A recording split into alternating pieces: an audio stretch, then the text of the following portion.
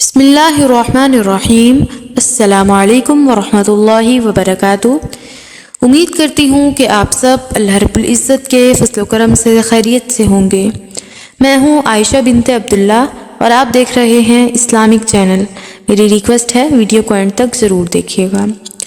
عزیز سامعات، آج اللہ رب العزت نے مجھے جس موضوع پر لب کشائی کرنے کا موقع دیا وہ ہے نصیحت کرنے کا درست طریقہ۔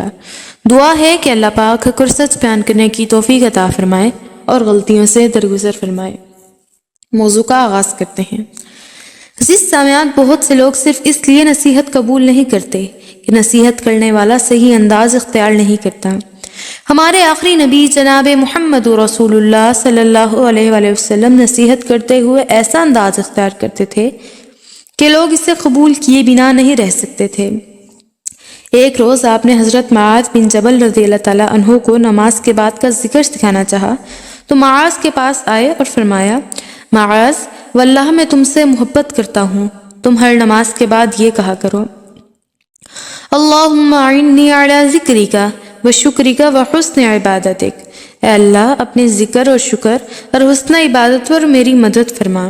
اب بتائیے، رسول پاک صلی اللہ علیہ وآلہ وسلم کی بات کے پہلے حصے واللہ میں تم سے محبت کرتا ہوں کا دوسرے حصے تم ہر نماز کے بعد یہ کہا کرو، اس سے کیا تعلق ہے؟ یہ بات گہرے غور و فکر کا تقاضا کرتی ہے۔ واللہ میں تم سے محبت کرتا ہوں سچے جذبات پر مبنی تمہید ہے جو قبول نصیحت کے لیے قائم کی گئی ہے۔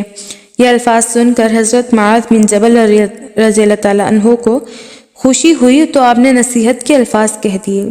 ایک اور موقع پر رسول پاک صلی اللہ علیہ وآلہ وسلم نے حضرت عبداللہ بن مسعود رضی اللہ تعالیٰ عنہ کا ہاتھ اپنے دائیں ہاتھ میں لیا، پھر اس کے اوپر اپنا بایاں ہاتھ رکھا اور فرمایا، یا عبداللہ، جب تم تشہد کے لیے بیٹھا کرو تو یہ کہا کرو، التحیات للہ والصلوات والطیبات والسلام علیک ایہا النبی ورحمۃ اللہ وبرکاتہ۔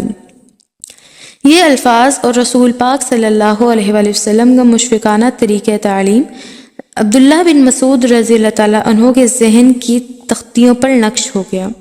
کئی سال بعد جب کہ رسول پاک صلی اللہ علیہ وآلہ وسلم وفات پا چکے تھے، عبداللہ نے فخر سے یہ لوگوں کو بات بتائی، رسول پاک صلی اللہ علیہ وآلہ وسلم نے مجھے تشہد کی دعا سکھائی جبکہ میری ہتھیلی آپ کی ہتھیلیوں کے درمیان تھی۔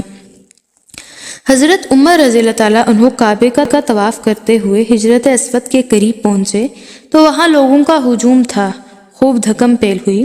حضرت عمر رضی اللہ تعالیٰ عنہ مضبوط اور طاقتور آدمی تھے، وہ ہجوم میں گھس گئے۔ رسول پاک صلی اللہ علیہ وآلہ وسلم نے یہ منظر دیکھا تو تمہید کے طور پر کہا، عمر، آپ بلا شبہ مضبوط آدمی ہیں۔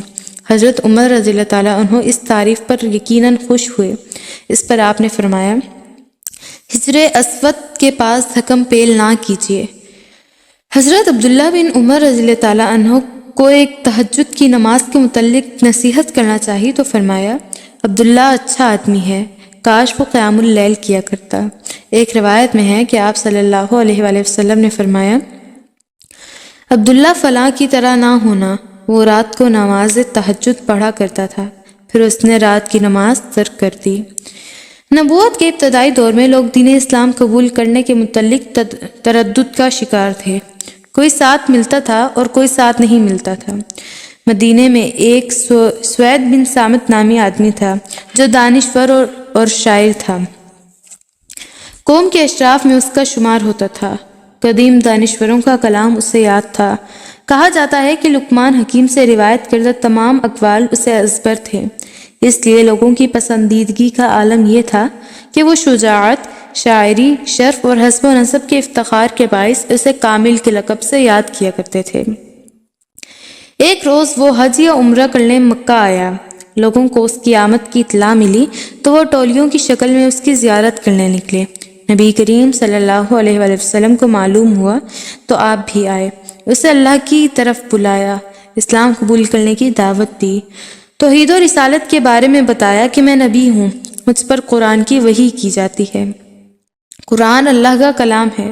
اس نے کہا، غالباً آپ کے پاس جو کلام ہے وہ اسی جیسا ہے جو میرے پاس ہے، رسول پاک صلی اللہ علیہ وآلہ وسلم نے دریافت کیا، آپ کے پاس کیا ہے؟ وہ بولا، میرے پاس لقمان کی حکمت ہے۔ رسول پاک صلی اللہ علیہ وآلہ وسلم نے نرمی سے فرمایا، وہ مجھے سنائیے۔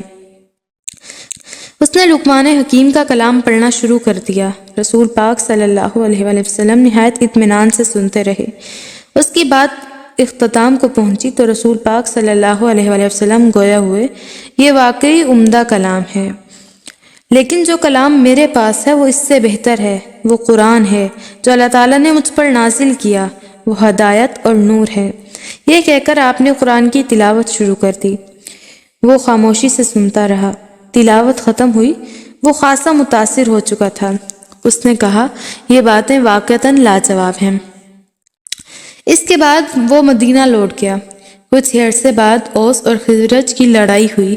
سوید بن سامت کو، جس کا تعلق اوس سے تھا، خزرج کے لوگوں نے قتل کر دیا۔ یہ ہجرت مدینہ سے پہلے کا واقعہ ہے۔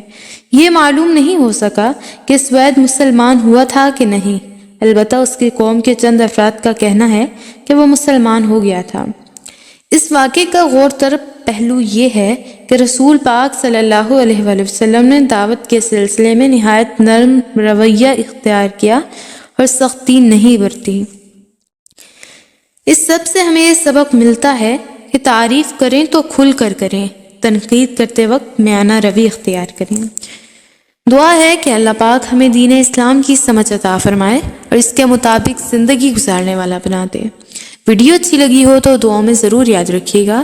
لائک، شیئر اینڈ سبسکرائب کرنا مت بھولیے گا اور بیل آئیکن کو ضرور پریس کر دیجیے گا۔ السلام علیکم ورحمۃ اللہ وبرکاتہ۔